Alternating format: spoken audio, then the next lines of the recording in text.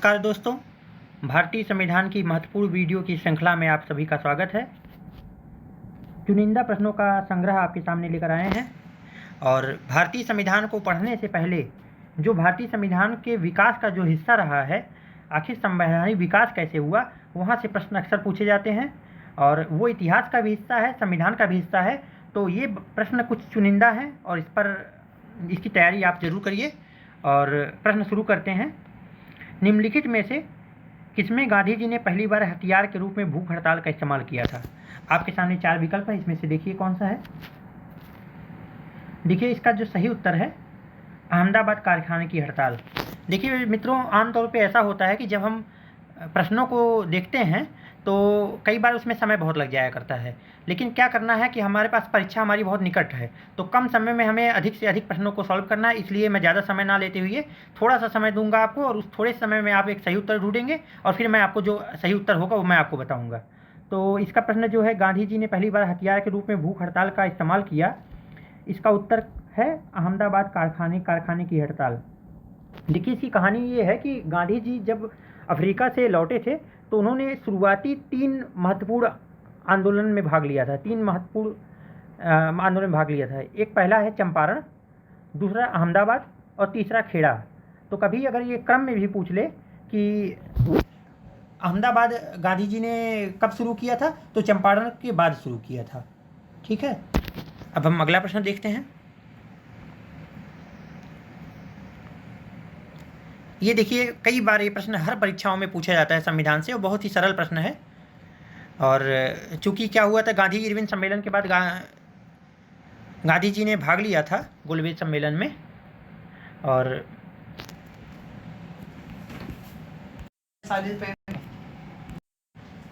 गांधी जी ने दूसरे गोलमेज सम्मेलन में भाग लिया था और कई बार ये गलती हो जाती। इरविन समझौते के बाद कभी प्रश्न ऐसे भी पूछे कि इरविन समझौते के बाद किसने गोलमेज सम्मेलन में भाग लिया था, तो गांधी जी ने लिया था 1932 में। और जो एकमात्र भारतीय रहे हैं वो बी आर अम्बेडकर रहे हैं, जो तीनों गोलमेज सम्मेलन में भाग लिए हैं। ठीक है, अब हम अगला प्रश्न देखते हैं। 1947 में बने नेहरू की सरकार में कानून मंत्री कौन थे? बहुत ही सरल प्रश्न है ये। इसका उत्तर है B R Ambedkar. B R Ambedkar ये विधि मंत्री थे, और जैसा आपको पता भी है कि प्रारूप समिति के अध्यक्ष भी बी आर अम्बेडकर थे। गांधी जी ने उन्हें निमंत्रण दिया था। और एक प्रश्न जो बहुत बार पूछा जाता है, बलदेव सिंह नेहरू सरकार के में कौन से मंत्री थे, किस विभाग के मंत्री थे? तो बलदेव सिंह रक्षा मंत्री थे। इसको याद करने का एक बहुत अच्छा सा ट्रिक है कि बल मतलब ताकत, और ताकत जिसके पास रहेगा वही रक्षा करेगा। तो आप इसको ऐसे याद कर लें कि बलदेव सिंह रक्षा मंत्री थे। अगला प्रश्न हम देखते हैं। निम्न में से किसे भारतीय राष्ट्रवाद का पैगंबर तथा आधुनिक भारत का पिता कहा जाता है? ये देखिए, ऐसे ऐसे प्रश्न हैं जो कई बार हमारे जो सरल प्रश्न होते हैं, कई बार परीक्षा में वही गलत हो जाते हैं हमसे, और वो नहीं होना चाहिए। जो विद्यार्थी ये सीख गया कि हमें सरल प्रश्न नहीं गलत करना है, तो उसका समझिए सिलेक्शन की संभावना बहुत बढ़ जाती है। तो भारतीय राष्ट्रवाद का पैगंबर और आधुनिक भारत का पिता राजा राममोहन राय को कहा जाता है। ठीक है, अब हम अगला प्रश्न देखते हैं। राजा राममोहन, यहाँ देखिए व्याख्या में है कि राजा राममोहन राय को भारतीय पुनर्जागरण का पिता भी कहते हैं, आधुनिक भारत का पिता कहते हैं, और आधुनिक पुरुष और युगदूत भी इन्हें कहा गया है। इन्हें ये भी कहा गया है कि ये अतीत और भविष्य के बीच की सेतु हैं। देखिए, राजा राममोहन राय पाश्चात्य शिक्षा के भी समर्थक थे और भारतीयता के भी समर्थक थे, तो इसीलिए इनको कहा जाता है अतीत और भविष्य के मध्य सेतु। अगला प्रश्न हम देखते हैं। ये प्रश्न बहुत महत्वपूर्ण है। सर्वप्रथम किसने अपने लेखन में स्वराज की मांग उठाई? स्वराज की मांग सबसे पहले किसने उठाई? तो दयानंद सरस्वती इसका उत्तर है। दयानंद सरस्वती ने सर्वप्रथम अपने लेखन में स्वराज की मांग उठाई। जहाँ तक मुझे याद आ रहा है 1906 में पहले मांग उठाई गई थी ये। और अगला प्रश्न हम देखते हैं।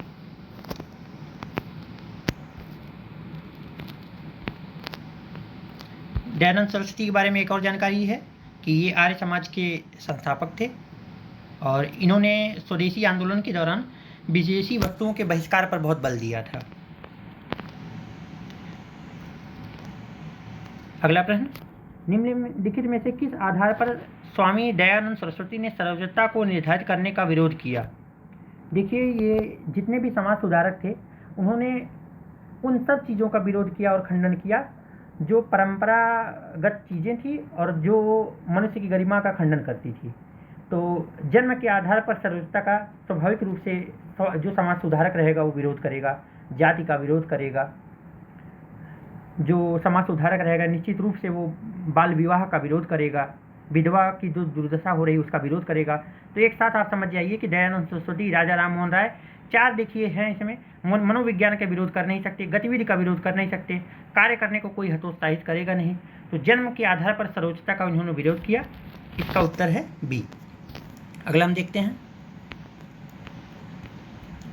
इनका एक और नारा था, वेदों की ओर लौटो, और इनके बचपन का नाम मूलशंकर था। इन्होंने 1975 में बम्बई में आर्य समाज की स्थापना की। ये प्रश्न भी कई बार पूछा जाता है। ये देखिए आ गया 1857 से प्रश्न। बात यह है कि जितने भी 1857, 1773, 1933 या फिर 1909 का मार्ले मिंटो सुधार, 1919 का मॉन्टेग्यू चेम्सफोर्ड सुधार, 1935 का भारत शासन अधिनियम, ये जितने भी अधिनियम और एक्ट आए थे ये सब भारतीय संविधान के विकास की एक कड़ी बनते गए हैं। इसलिए ये बुनियाद हैं भारतीय संविधान की और यहाँ से प्रश्न पूछे जाते हैं। अगर आप इसको तैयार कर ले गए, देखिए अनुच्छेद याद करना आसान हो जाता है लेकिन यहाँ से प्रश्न कई बार गलत होते चले जाते हैं। तो इसको हमें जोर देना है कि एक बार हम अपने बुनियाद को मजबूत कर लें। ठीक है, तो ध्यान से इस प्रश्न को देखिए, ये तो सरल सा प्रश्न है। सर्वप्रथम किसने 1857 के विद्रोह को भारत का प्रथम स्वतंत्रता संग्राम कहा? तो इसका उत्तर है B D Savarkar. B D Savarkar ने 1857 के विद्रोह को भारत का प्रथम स्वतंत्रता संग्राम कहा। इनकी पुस्तक का नाम है the Indian war of independence. इसको भी याद कर लीजिए, ये भी प्रश्न कई बार पूछा जाता है। ठीक है, अगला प्रश्न देखते हैं हम। निम्न में से किस कानून द्वारा ईस्ट इंडिया कंपनी से सत्ता ब्रिटिश साम्राज्य को हस्तांतरित कर दी गई? देखिए 1857 की क्रांति में जो कंपनी का जो शासन था वो पूरी तरीके से फेल साबित हुआ था और इसी के बाद एक अधिनियम आया, भारत शासन अधिनियम, जिससे ईस्ट इंडिया कंपनी के शासन को ब्रिटिश साम्राज्य को हस्तांतरित कर दिया गया था। तो इसका जो उत्तर होगा ए होगा, भारत सरकार अधिनियम 1858।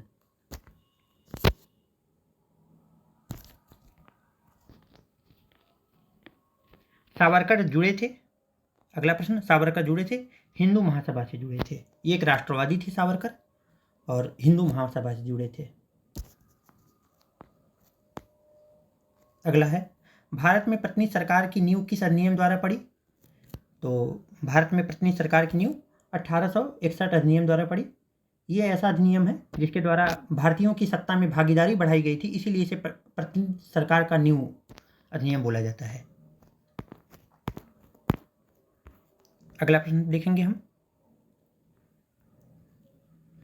ये देखिए बहुत ही महत्वपूर्ण प्रश्न है कि जब वर्नाकुलर एक्ट पारित हुआ था तब भारत का जनरल कौन था? वर्नाकुलर एक्ट क्या है? ये प्रेस एक्ट ऐसा था कि जिसे मुंह बंद करने वाला कानून कहा गया था। इसमें क्या था, जो हिंदी भाषा, भारतीय भाषा के जितने भी समाचार पत्र थे, पत्र पत्रिकाएं थे, उसमें स्वतंत्रता उसकी सीमित की गई थी और एक लॉर्ड लिटन नामक एक गवर्नर जनरल था जिसने ये लगाया था वर्नाकुलर प्रेस एक्ट। तो इसका उत्तर होगा डी, लॉर्ड लिटन। इसके बारे में एक और है कि एक एबीपी पत्रिका थी, अमृत बाजार पत्रिका थी, और अमृत बाजार पत्रिका जैसे ही ये अधिनियम पारित हुआ था रातों रात उस समाचार पत्र को अंग्रेजी भाषा में कन्वर्ट कर दिया गया था। वो हिंदी का समाचार पत्र था और रातों रात उसे अंग्रेजी में कन्वर्ट कर दिया गया था। तो कई बार ये भी पूछता है कि वर्नाकुलर एक्ट के प्रभाव से कौन सा अखबार ऐसा था जो रातों रात हिंदी से अंग्रेजी बन गया, जिससे वो अखबार चल सके और उसे प्रतिबंधित ना किया जा सके? तो उसका नाम था अमृत बाजार पत्रिका। अगला प्रश्न देखते हैं हम। किसका काल भारतीय राष्ट्रवाद का बीजांकुरण काल कहा जाता है? तो लॉर्ड लिटन का काल भारतीय राष्ट्रवाद का बीजांकुरण काल कहा जाता है। देखिए राष्ट्रवाद का उद्भव कैसे होगा? जब भी शासन तंत्र बहुत सख्त होगा तो लोगों में चेतना आएगी अपने दमन के खिलाफ। तो लिटन के शासन में कई ऐसे कानून आए थे जो भारतीयों के स्वतंत्रता के विरोध में थे।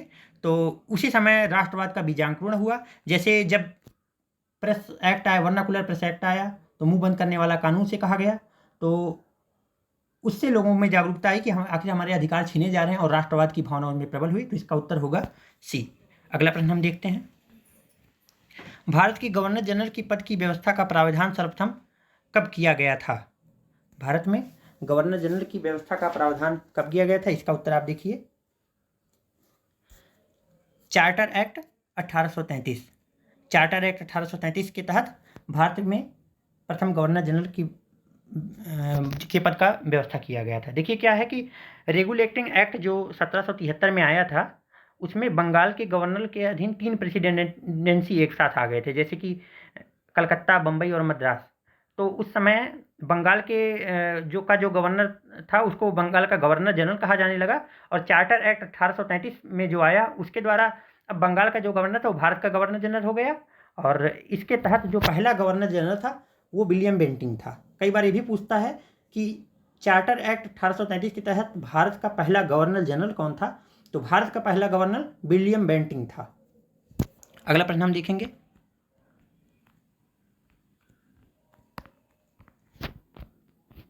देखिए सूची मिलान करने का आ गया है। सूची मिलान करने का अगर आप 1 से 2 प्रश्न भी जान रहे हैं और ट्रिक आपको आती है तो आप इसमें से हल कर सकते हैं। जैसे देखिए अभी कुछ देर पहले वीडियो में प्रश्न में मैंने बताया आपको कि वेदों की और लौटो का नारा किसने दिया? तो दयानंद सरस्वती ने दिया है। और करो या मरो आप जानते ही हैं कि 1942 में महात्मा गांधी जी ने जो भारत छोड़ो आंदोलन की शुरू किया था 1942 में, तो करो या मरो का नारा उन्होंने दिया था। चलिए 2 से हम मिला के देखते हैं।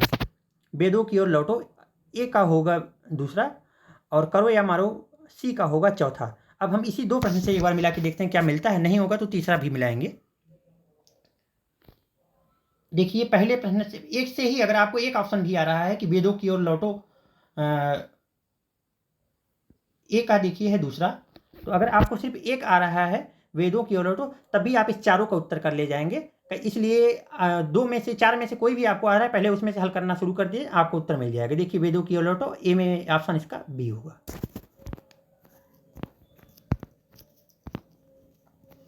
भारतीय राष्ट्रीय कांग्रेस का निर्वाचित प्रथम यूरोपीय अध्यक्ष कौन था? ये प्रश्न नंबर 15 है। भारतीय राष्ट्रीय कांग्रेस का निर्वाचित अध्यक्ष कौन था? देखिए भारतीय राष्ट्रीय कांग्रेस के बारे में थोड़ा सा समझ लीजिए कि 1885 में ये एओ ह्यूम की अध्यक्षता में व्योमेश चंद्र बनर्जी जो इसके पहले अध्यक्ष थे, WC बनर्जी उसके पहले अध्यक्ष थे। मुंबई में इसका पहला अधिवेशन हुआ था 1885 में। और कहा जाता है कि ये इसको सेफ्टी वाल्व के सिद्धांत के तहत कहा जाता है कि अगर कभी ये प्रश्न पूछ लिया जाए कि सेफ्टी वाल्व का सिद्धांत किस संगठन के बारे में है, तो वो कांग्रेस के बारे में है। और इसका ये जो प्रश्न है, भारतीय राष्ट्रीय कांग्रेस का निर्वाचित प्रथम यूरोपीय अध्यक्ष कौन था? जॉर्ज यूले थे। जॉर्ज यूले थे। ये चौथे जो अधिवेशन कांग्रेस का हुआ था उसमें ये थे, उसकी अध्यक्षता इन्होंने की थी। चतुर्थ अधिवेशन की अध्यक्षता इन्होंने की थी। देखिए यहाँ पर लिखा हुआ है ये अधिवेशन प्रयागराज में हुआ था। अगला देखते हैं। भारतीय राष्ट्रीय कांग्रेस के नरमपंथियों का विश्वास था। ऑप्शन इसमें देखिए, नरमपंथी का क्या था? देखिए नरमपंथी का भी आप शब्द से ही समझ जा रहे हैं कि शांतिपूर्ण संवैधानिक तरीके में, इनका शांतिपूर्ण संवैधानिक तरीका था नरमपंथियों का। और गर्मपंथी का तरीका था आंदोलन, बहिष्कार, इन सब तरीकों से गर्मपंथियों का एक तरीका था। अगला प्रश्न हम देखते हैं।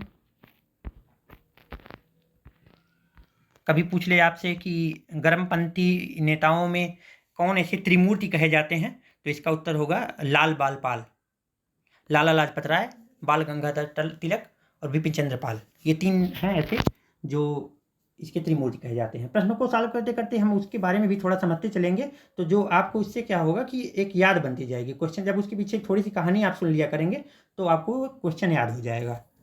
तो अगला प्रश्न देखते हैं कि भारत को औपनिवेशिक स्टेटस दिए जाने की मांग किसने की? भारत को औपनिवेशिक स्टेटस दिए जाने की मांग दादा भाई नौरोजी ने की। इन्हें भारत का वयोवृद्ध कहते हैं। ये उदारवादी थे दादा भाई दादा भाई नौरोजी, और इन्होंने भारत के धन निकासी का सिद्धांत दिया था। थोड़ा थोड़ा समझते चलते हैं, फिर जब दादा भाई नौरोजी पे क्वेश्चन आएगा फिर उसके बारे में बताएंगे। एक साथ अगर हम आपको कई तथ्य बता देंगे एक लोगों के बारे में, शायद आपको वो भूलने लगे। तो दादा भाई नौरोजी के बारे में बस ये जानिए कि ये इन्होंने औपनिवेशिक स्टेटस दिए जाने की मांग की, और धन निकासी के सिद्धांत के बारे में इन्होंने व्याख्या किया कि अंग्रेजी शासन के समय भारत से बहुत सारा धन का निकासी किस प्रकार से किया गया। अगला प्रश्न देखते हैं। निम्नलिखित में से कौन से एक वक्तव्य से बाल गंगाधर तिलक संबंधित नहीं है? नहीं है, नहीं प्रश्न को बड़े ध्यान से समझा करिए। नहीं है तो प्रश्न पहला ऑप्शन देखिए, वह नरमपंथियों के उद्देश्य और तरीके से प्रसन्न थे। कुछ देर पहले मैंने आपको बताया ही था कि जब भी कभी पूछे कि गर्मपंथी के कौन त्रिमूर्ति थे, तो लाल बाल पाल 3 आपको मैंने बताया था। तो देखिए वहाँ से सीधे प्रश्न फंस गया कि आखिर कौन सा तरीका गर्मपंथियों का तरीका स्वाभाविक है, जब गर्मपंथी जो है वो नरमपंथी के तरीके से पसंद नहीं थे, नरमपंथी जो थे वो गर्मपंथी के तरीके से पसंद नहीं थे। तो प्रश्न इसका ये है कि कौन सा ऐसा है जो बाल गंगाधर तिलक से संबंधित नहीं है। तो ऑप्शन 1 बाल गंगाधर तिलक से संबंधित नहीं है। ये नरमपंथियों के तरीके से पसंद नहीं थे तिलक, और जितने भी उग्रवादी नेता थे इनका सभी मानना था कि सत्ता भीख मांगने से नहीं मिलती, सत्ता संघर्ष से मिलती है। तो इसका उत्तर ए होगा। अगला हम देखते हैं। निम्नलिखित में उदारवादी नेताओं में से किसे चांदी की वाड़ी वाला वक्ता कहा गया? देखिए बहुत अच्छा क्वेश्चन है, ये प्रश्न जल्दी देखने को भी नहीं मिलता और कभी भी पूछा भी जा सकता है, क्योंकि ये जिस व्यक्ति को चांदी की वाड़ी का नेता कहा जाता है वो बड़े महत्वपूर्ण व्यक्ति हैं, और महत्वपूर्ण व्यक्ति के ही गुरु हैं वो। गांधी जी के जो राजनीतिक गुरु हैं उनका नाम है गोपाल कृष्ण गोखले, और गोपाल कृष्ण गोखले को ही कहा जाता है चांदी की वाड़ी का वक्ता। इनको इसलिए ऐसा कहा जाता है कि ये बहुत ही कुशल वक्ता थे, बहुत अच्छा बोलते थे, जब बोलते थे लोग इनको सुनते भी थे। और गांधी जी जब अफ्रीका से भारत लौटे तो उन्होंने गांधी जी को सलाह दिया कि अभी प्रारंभ में जैसे आप भारतीय राजनीति में आए हैं यहाँ पर, तो आप तुरंत किसी आंदोलन में ना की हिस्सेदारी ना करिएगा, ना आंदोलन का भाग लीजिएगा, ना कांग्रेस में शामिल होइएगा। पहले आप पूरे अखिल भारत का भ्रमण करिए और भारतीय जनमानस को समझिए कि जनमानस के मन में क्या है। तो इन्हीं की सलाह पर गांधी जी किसी भी आंदोलन शुरू करने से पहले सबसे पहले भारत में टहले, और टहलने के दौरान ही उनको लगा कि जब भारत इतना गरीब है तो मैं कैसे इतने खादी के इतने महंगे कपड़े पहन सकता हूँ। तो गांधी जी ने उसी समय ही भ्रमण के दौरान ही भारत की गरीबी के देखकर अर्धनग्न में की अवस्था में रहने लगे, और इन्हें गोपाल कृष्ण गोखले को गांधी जी अपना राजनीतिक गुरु मानते हैं। अगला प्रश्न हम देखते हैं। कहानियों के माध्यम से थोड़ा थोड़ा हम समझते चलेंगे।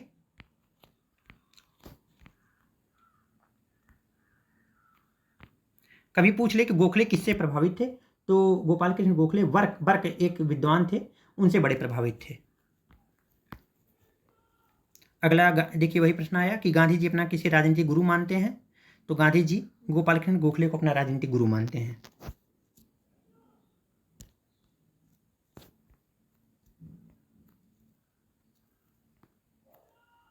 अगला प्रश्न, गोपाल कृष्ण गोखले किस वर्ष अखिल भारतीय कांग्रेस समिति के अध्यक्ष बने? तो 1905 में बने। देखिए 1905 से संबंधित तथ्य एक और भी है कि स्वदेशी आंदोलन की शुरुआत कब हुई? स्वदेशी आंदोलन की शुरुआत 1905 में हुई। और कभी ये भी पूछे कि स्वदेशी आंदोलन के दौरान क्या मुस्लिम लीग कांग्रेस के साथ था? तो नहीं, मुस्लिम लीग इसके विरोध में था। और चूंकि मुस्लिम लीग का जो गठन हुआ तो 1906 में हुआ था, और स्वदेशी आंदोलन 1905 से शुरू हुआ था, तो स्वाभाविक सी बात है कि इसमें कांग्रेस मुस्लिम लीग शामिल नहीं था। इस प्रश्न का उत्तर है 1905 में कांग्रेस के समिति के अध्यक्ष गोपाल कृष्ण गोखले बने। अगला प्रश्न हम देखते हैं। स्वदेशी आंदोलन प्रारंभ किया गया था। देखिए यही प्रश्न आ गया 1905 के बंगाल विभाजन के विरोध में। ये प्रश्न है 1905 के बंगाल विभाजन के विरोध में स्वदेशी आंदोलन शुरू किया गया था। इसमें विदेशी वस्तुओं का बहिष्कार किया गया था। शराब और ताड़ी की दुकानों पर महिलाओं ने धरना दिया था। कभी ये प्रश्न भी पूछे कि कौन सा ऐसा प्रथम आंदोलन था जिसमें महिलाओं की भरपूर भागीदारी थी? तो स्वदेशी आंदोलन में महिलाओं की भरपूर भागीदारी थी।